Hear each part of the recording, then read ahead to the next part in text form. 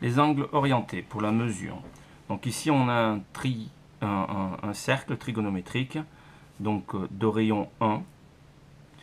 Ensuite, pour mesurer un angle, il nous faut un rapporteur. Donc un angle, comment on fait pour le mesurer? Donc soit avec le rapporteur, on décide qu'il y a un point ici. Par exemple, ce point-là, il est... Donc on a posé un point que je vais appeler C. Je décide de mesurer ce point C. Donc je pose ça comme ça et je mesure. Ça me fait à peu près 57 degrés. Donc pour la mesure des angles, on a deux unités. Soit les degrés. Donc 0 degré, c'est le point de départ, il est là. On arrive ici à angle droit, on est à 90 degrés. On continue 180. Parce que 90 plus 90, 90 plus 90, ça fait 180. 180 plus 90, 270. Et 270 plus 90, ça fait 360. Si on continue à tourner comme ça, ben, on aura 2 fois 3 fois 60, puisqu'on a fait 2 tours, et ainsi de suite. Ensuite, il existe une autre mesure. Donc, le degré, c'est une unité usuelle, tout le monde la connaît. Donc, on l'utilise aussi dans certains calculs, elle est facile à utiliser.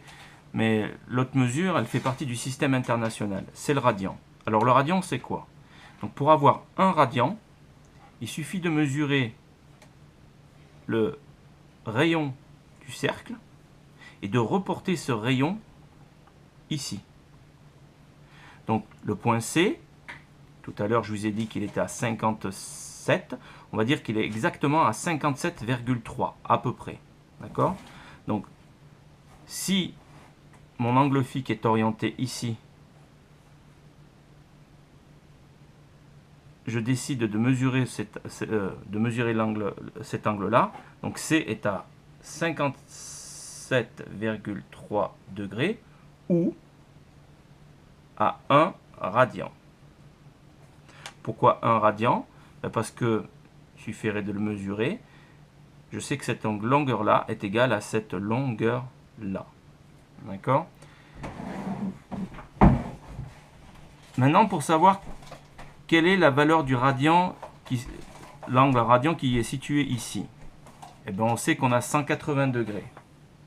Donc il suffirait de faire 180 degrés divisé par 57,3. Donc on va le faire. Je décide de faire voilà, 180 degrés divisé par 57,3. Ça donne combien? Ça donne 3,14. Et 3,14 quoi? 3,14 radians. Or, vous le savez, 3,14 se note aussi pi. Donc ici, on peut le noter pi. Si ici on a pi, là on a la moitié de 180, donc on aura la moitié de pi. Donc ici on aura pi sur 2. D'accord? Donc ici, si on a pi, si je rajoute pi sur 2, puisque 180 plus 90 ça fait 260, donc si je rajoute pi sur 2, donc je fais pi plus pi sur 2. Je mets tout ça sur le même dénominateur. Donc sur le même dénominateur, ça va faire 2. Comme je le mets ici, comme j'ai mis 2 ici, il faut que je multiplie en haut par la même chose. Ça va me faire 2pi sur 2, ce qui fait pi, plus ce pi. Ce qui est égal 2pi plus pi, pi sur 3. Sur 2, excusez-moi. Oh, je dis n'importe quoi. Ça fait 2pi plus pi, ce qui fait 3pi sur 2. Donc ici, pi plus pi sur 2, ça fait 3pi sur 2. Donc là, on aurait 3pi sur 2 radians. 3pi sur 2 radians plus pi sur 2, puisque de là à là, pour faire 270, pour aller à 360, on a rajouté 90. Et bien, si vous faites 3pi sur 2 plus pi sur 2,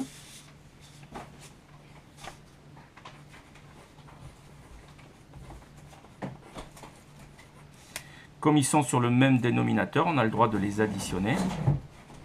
Ce qui me fait 3pi plus pi se fait 4pi sur 2. Ça se divise. Donc 4 divisé par 2, ce qui fait 2. Il reste le pi, donc 2pi. Donc ici, on aurait 2pi. Si je fais encore un autre tour complet, on aurait 4pi et ainsi de suite. 6pi, 6pi, 8pi. Donc voilà. Ce qu'il faut voir, c'est que les angles sont orientés. Donc comme dans la vidéo précédente, on avait dit que si je tournais dans le sens inverse des aiguilles d'une montre, c'était positif, et là, négatif. Donc, si je décide de calculer le cosinus d'un angle, on va s'amuser à calculer le cosinus de C. On sait que C se situe à 57,3 degrés ou 1 radian. On avait dit 1 radian, pourquoi? Parce que la longueur de ce rayon-là est égale à la longueur de la courbure ici. C'est pour ça qu'on décide que c'est le 1 radian. Donc je vais calculer le cosinus de 57. Donc cosinus de 57,3 degrés égale. Donc je prends ma calculatrice. Donc la première chose qu'il faut aller vérifier, vu que je suis en degrés, que ma calculatrice est bien en degrés. Donc pour cela, sur votre calculatrice, vous faites Shift menu et vous allez chercher les angles. Donc ici, vous êtes en degrés. Donc c'est bon, ça roule. Donc suivant les calculatrices, il y en a certaines, elles le mettent sur l'écran. Donc celle-ci, je suis sûr que je suis en degrés. Donc je fais ça. Et je viens appuyer ici le cosinus de 57,3. Donc on va regarder ce que ça nous donne. Ça nous donne 0,54. 0,54. Comme tout à l'heure, donc si je projette ça, cet angle-là, je suis un peu plus loin que la moitié. Donc 0,1, 0,2, 0,3, 0,4, 0,5, 0,6, ben je suis bien entre les deux. Donc si je projette cet axe-là ici, il faudrait une équerre. Voilà. Donc voilà, à peu près. Voilà. Pas tout à fait juste, je me suis un petit peu planté. Donc je suis allé un petit peu trop loin. Donc on a bien le 0,5. On va dire qu'on est à 0,54. Mauvaise construction, mais bon, vous le ferez. Ensuite, si je demande à la calculatrice de me le calculer, mais cette fois-ci en radians, donc je sais que 57,3 degrés, c'est la même chose que 1 radian. C'est juste l'unité qui change. Donc je vais faire cosinus de 1 radian. Donc cosinus de 1. Alors, si je ne fais pas attention, je vais marquer cosinus de 1 et ça me donne 0,99 au lieu de quelque chose qui devrait se rapprocher de 0,54. En réalité, j'ai juste omis de mettre ma calculatrice en mode radian.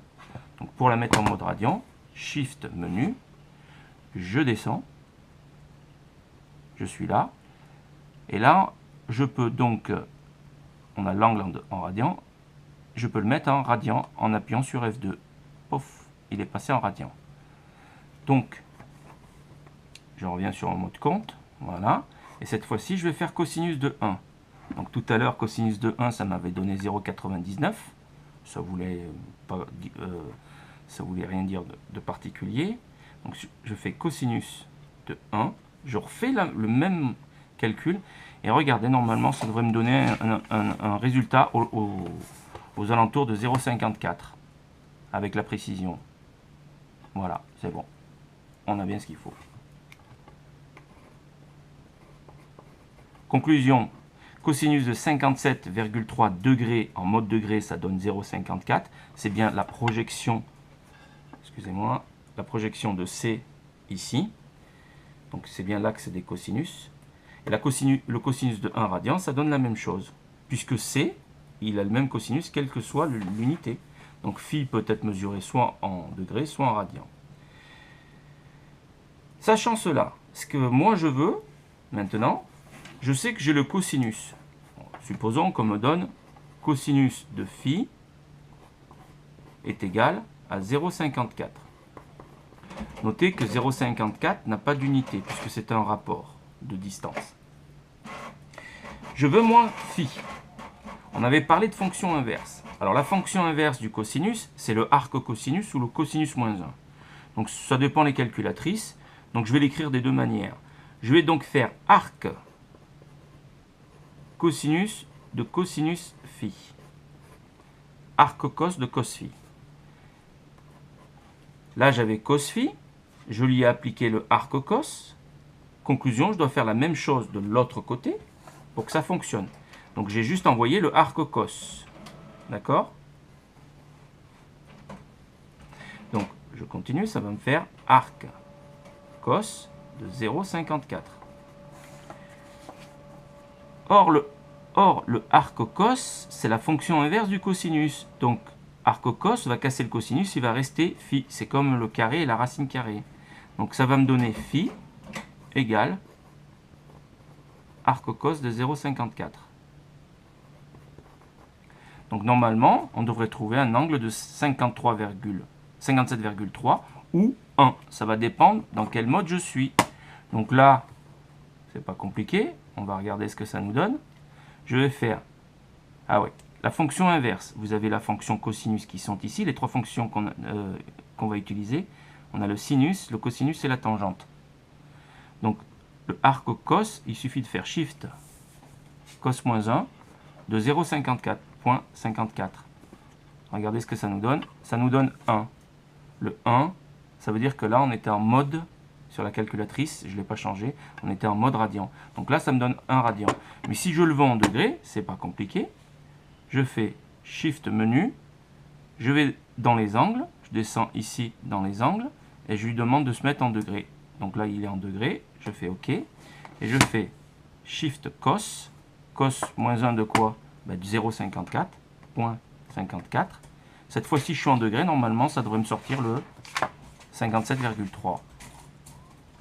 Voilà. Donc, cos moins 1 de 0,54 égale 57,3.